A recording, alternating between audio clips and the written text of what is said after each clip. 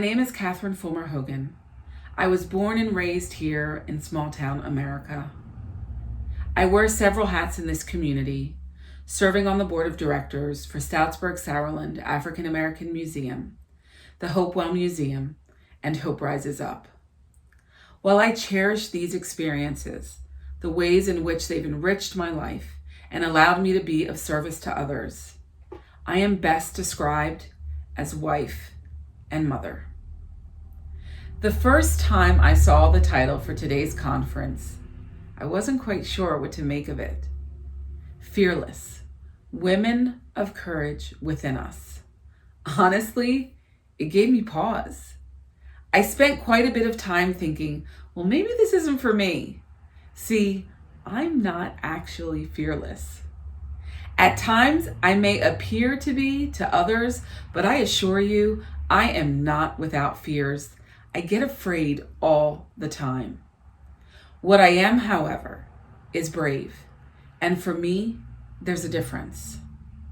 As a woman of faith, I understand that being brave is about acknowledging your fears, understanding that they are very real for you, but choosing moment to moment and situation by situation to forge ahead in spite of them.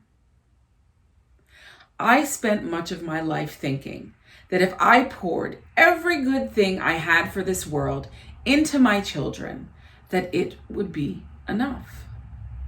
That I would have added something meaningful and powerful to this often cruel world.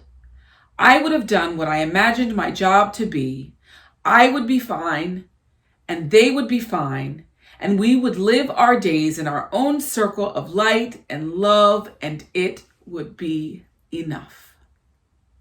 While most of that is true, as I watched my oldest navigate through all the challenges life had for her as a brown girl in a very white community, with her challenges in how she processed information, her creative and gentle soul, and her deep sense of empathy. As I watched this world chew her up and spit her out over and over again, I realized it wasn't enough.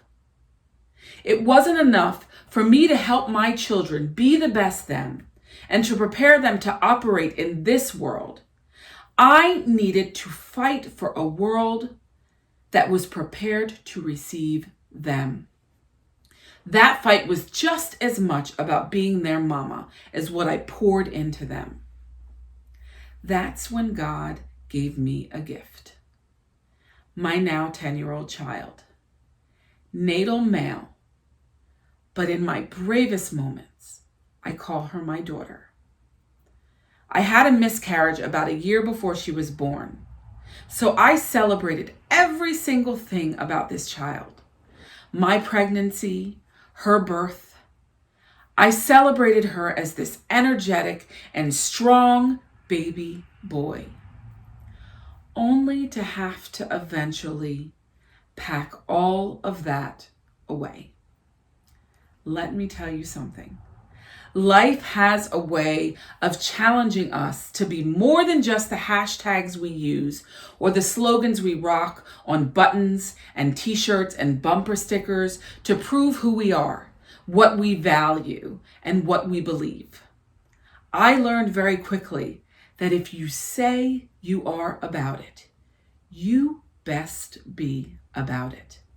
That challenge to your assertion will most assuredly come. And that, friends, that's the real buy-in. But the problem was we had become very adept as a family at blending, fitting in, being acceptable to our neighbors and peers. We were virtual chameleons, and all of it was exhausting. Choosing to be a reflection of who I am on the inside at all times and encouraging my children to do the same was a frightening endeavor. We are deeply seated in all sorts of otherness, and very often with that comes bitter rejection. But I also understood that we could not change the world if we kept changing for the world. I grew up writing my way through the really heavy stuff. My first reaction to life's challenges is to write it down. So when that same child was 8 years old, not living as her authentic self, and in a mountain of pain, I wrote it down. I wrote a piece called Rainbow Baby. Here's the story it tells. I can see that you are bound. I can see that our love is wrapped around you so tightly that at times you find it hard to breathe. It's a tangled mess, all of it. And I'm not certain how to free you from it. Not certain that I can free you from it. I see you gingerly skirting the edge of what is next for you and for all of us. Every so often, you stretch your toes over that invisible divide, and in those moments, I can see you dancing, and baby, it's beautiful. While I was crawling my way out of utter despair, I was knitting you together in my head and in my heart. You were hope in all of its glory, and I imagined such a life for you. I crafted it so neatly with only the very best parts of me. But nothing about life is neat or tidy. It's all a glorious disaster from which we must rise. Eventually, you will find your way out of this tangled mess we've created. You will feel the sun on your beautiful face, and in the power of that freedom, you will find your voice and your name. It was no longer enough for me to simply write it down. While it healed my heart, it changed nothing for my child. I needed to fight for my rainbow baby. The fight looks different for all of us. What we can bring to the fight looks different for all of us, and that's okay. For me, it looked like advocating for her with her teachers and administrators. It looked like building a community around her that was safe and affirming. It meant being vulnerable in a way that was, again, frightening. Understanding that I did her no favors by closing it all in. Building a community of trust was how I would love my girl best. I thought I was open. But I had no idea when this journey began that being her best mama would mean cracking my heart all the way open. But that is what mama bears do. I sought opportunities to make our voices heard. I accepted every opportunity I was given and kept moving despite my fears and insecurities.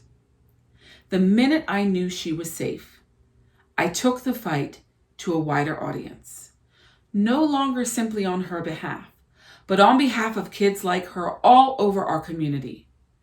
With the support of our school district, some amazing friends, and wonderful advocacy groups, we got to work. We created an event centered around programming offered by Garden State Equality, an effort to educate our community about the unique challenges our LGBTQ+ students face. That was a big day in the fighting to change the world part for me. And it only happened because I moved in spite of my fear. I asked for help and then built community with the folks that showed up. For other mamas, the fight that night looked like baking cookies, moving tables, checking people in, bringing a friend, and all of that mattered. When we look at the work that must be done in this regard, the whole of it can seem insurmountable. But if we can identify one thing, just one thing in one moment, and begin carving out bits of change right where we plant our feet, guess what? We shifted the needle towards a more just, affirming, and safe place for our children. This fight, this journey I am on in advocacy for my brown, LGBTQ+, classified, blended, middle-class family in this very white, wealthy, predominantly heterosexual community is not over. Currently, I'm focused on expanding that inclusive and affirming circle to our greater LGBTQ+ community and the people that love them. So I am ending back at the beginning. The first time I saw the title for today's conference, I wasn't quite sure what to make of it. Fearless. Women of courage within us. I wasn't sure that I belonged here, that my story belonged here, because I'm not fearless. What I am, however, is brave. And there's a difference. I make a choice, moment by moment, and situation by situation, to forge ahead in spite of my fears. That's me, a brave mama bear.